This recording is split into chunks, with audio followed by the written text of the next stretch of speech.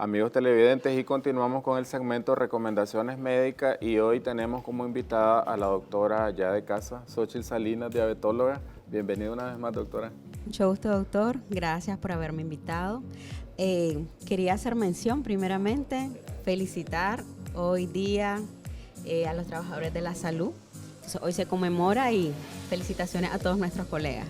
Gracias. Igual, extensivo el saludo a todos esos trabajadores que día a día estamos, como dice el dicho, al pie del cañón, atendiendo con calidad y calidez a todos nuestros pacientes y en especial a los trabajadores del Hospital Bolonia. Doctora, para iniciar, vamos a hablar hoy sobre las recomendaciones con el uso de la insulina y los mitos y tabúes que tiene la población. Y es importante que aclaremos primeramente algunos tips sobre la conservación de la insulina, la aplicación. Y para iniciar, ¿nos podría decir cuáles son las medidas que deben de tomar los pacientes en la conservación de la insulina? Es correcto. El tema del día de hoy es muy importante, puesto que hay mucha falta de información en nuestros pacientes diabéticos y vale la pena aclarar esta situación. Para empezar, tenemos que saber la insulina, cuántos tipos de insulina tenemos, ¿verdad? La insulina de acción corta, entre ellas la que se utiliza, que es la insulina cristalina, por así mencionarla, la más común en nuestro país. La insulina intermedia o insulina NPH y la insulina de uso acción prolongada o ultra prolongada. Entre ellas tenemos, por mencionar, la Lantus, Detemir o Glargina. En este aspecto es muy importante saber la conservación de la insulina, debido a que en base al uso que se le dé, al cuidado que se le dé, vamos a lograr mejores resultados en nuestro paciente diabético. Entonces, en este caso, la insulina, el uso que se debe de dar, una vez que abrimos un frasco o tenemos un frasco, debemos almacenarlas correctamente en la refrigeradora o en la nevera. En este caso, tenemos que tomar en cuenta los grados, de 2 a 8 grados centígrados. Entonces tenemos que ver en un espacio en la refrigeradora donde no vaya a haber congelación. Una vez que se congela, la insulina se daña. Entonces, en este aspecto no podemos utilizar una insulina que esté congelada. Algo bien importante, doctora, es una vez abierto el frasco, ¿cuánto tiempo puede usarla el paciente diabético? Generalmente se puede utilizar de 28 a 30 días una vez abierto el frasco. Y para aquellas personas que son de zonas rurales y que no tienen refrigerador, ¿qué les recomienda? Lo que les recomendamos es que tengan un frasco o por así decirlo, de esos que se utilizan cuando vamos a la playa, un contenedor donde podamos tener hielo y podemos utilizar ahí, poner las insulinas en pequeñas cajitas o pequeños depósitos. No necesariamente tener, ¿verdad?, nevera.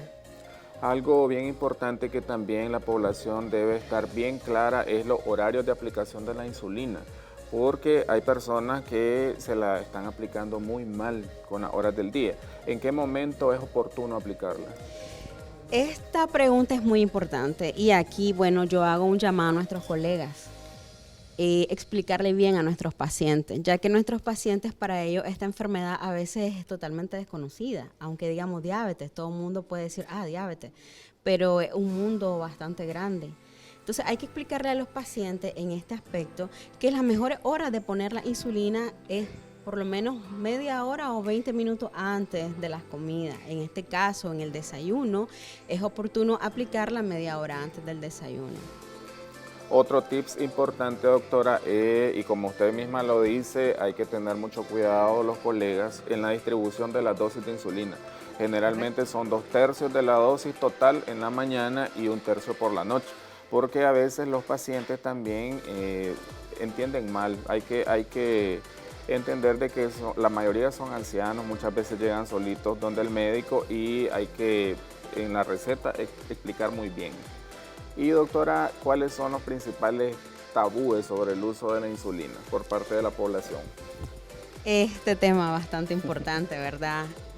Cuando nosotros tomamos la decisión de ponerle a un paciente, aplicar la insulina, No es porque realmente el paciente va a quedar toda la vida con insulina. Es uno de los principales mitos o tabú que piensan, una vez que me ponen insulina, no vuelvo a utilizar tratamiento oral o de por vida la voy a utilizar. Pues eso no es así, eso es en dependencia de las complicaciones, porque lo que queremos es disminuir las complicaciones en el paciente y mejorar los niveles de glucosa en el paciente.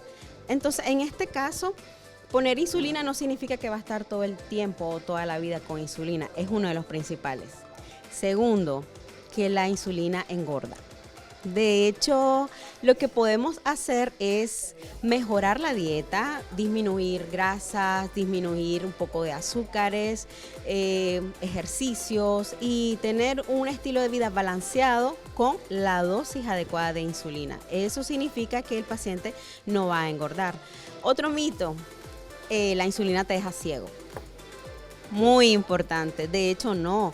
Lo que queremos prevenir es más bien la retinopatía diabética. En este caso, ya anteriormente el paciente probablemente tenga formación de nuevos vasos o un deterioro, retinopatías, enfermedades asociadas y tal vez coincidió con la aplicación de insulina. Eso no significa que la insulina pueda causar ceguera.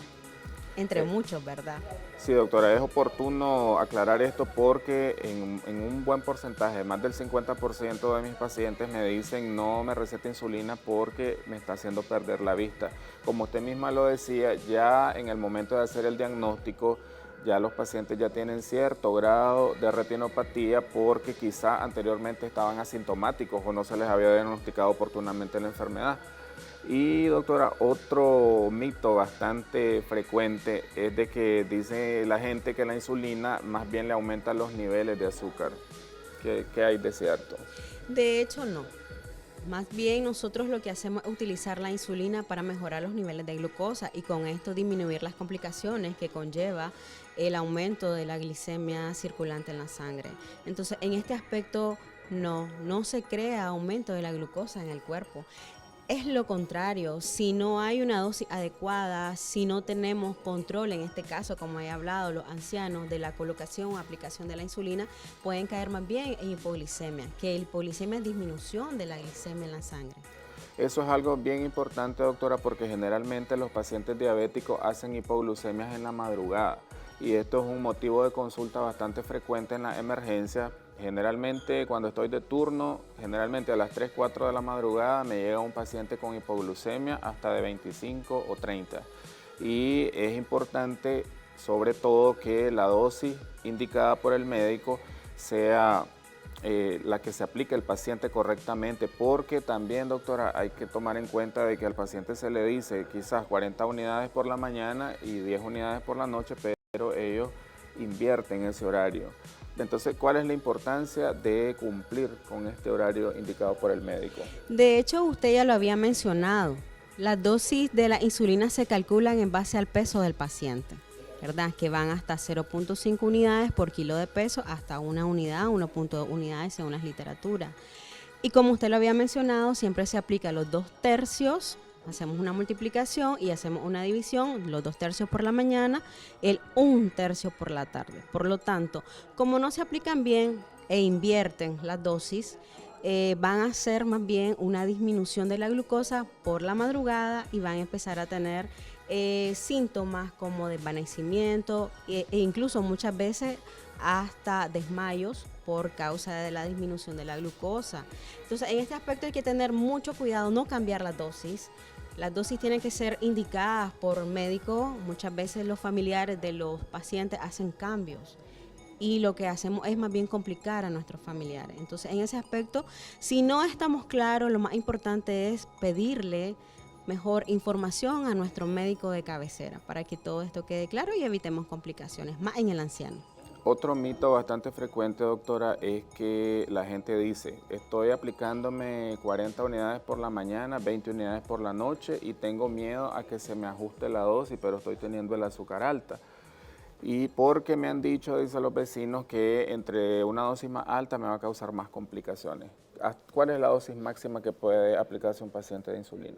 De hecho, no, las dosis máximas pueden ser hasta 60, 80 unidades de insulina, pero va a depender del peso del paciente. Todo esto no es como dicen, yo me saco de la bolsa de la manga una cantidad de insulina para un paciente, no. Yo lo multiplico en base al paciente, las necesidades, los requerimientos que tenga el paciente. Entonces, en base a eso, nosotros calculamos la insulina. Si el paciente tiene 60 kilos, lo multiplicamos y luego eso hacemos la división y va a corresponder a lo que el paciente necesite. Pero que no se debe tener miedo en este aspecto de las cantidades de insulina que se ponen, sino más bien saber que si se modifican las insulinas, las cantidades, es porque el paciente lo requiere y es para evitar complicaciones, entre ellas cardiopatía isquémica, trastornos renales, trastornos a nivel ocular y muchas otras complicaciones. Es importante eso que está diciendo, doctora, porque la dosis máxima de insulina no está estipulada. Se va a ir aumentando la dosis si el paciente no está compensado metabólicamente y los ajustes se van haciendo cada 4 días. Algo bien importante, doctora, es el uso de insulina en situaciones especiales. Si tengo un paciente diabético que está con hipoglucemiantes orales, ¿qué situaciones especiales hacen que el médico decida que esté temporalmente con insulina? Cuando nosotros consideramos que este paciente nos va a caer en una complicación severa, valoramos a los pacientes en base a historia anterior, el cuadro que ha venido presentando de las hiperglicemias anteriores, las hipoglicemias que se han dado, las complicaciones a las cuales ha llegado, o si este paciente tiene más de 3 a 5 años de estar con un tratamiento oral. Entonces, en este aspecto, son muchos factores que como médicos tenemos que tomar en cuenta para el aumento de la dosis o para un cambio de hipoglicemiantes orales a insulina. Y para finalizar, doctora, también situaciones especiales cuando el paciente está cursando con una infección severa o va a ser sometido a cirugía. Es correcto, también hay que ver ese aspecto porque el paciente entra en un estado de cualquier complicación, entonces hay que cuidar, es muy importante ese punto. Excelente, doctora, sus recomendaciones para nuestros amigos televidentes. Queríamos saber sus números de contacto y dónde atiende. Bueno, yo atiendo a domicilio, ¿verdad? En Masaya, 8711-3106, es mi número personal. Y también atendemos en la Universidad Central de Nicaragua, nos pueden encontrar ahí y casualmente pues estamos en las matrículas e inicio del segundo semestre. Muchas gracias y siempre bienvenida a la revista, doctora, esta es su casa. Amigos televidentes, continuamos con más de Primera Hora al otro lado del estudio.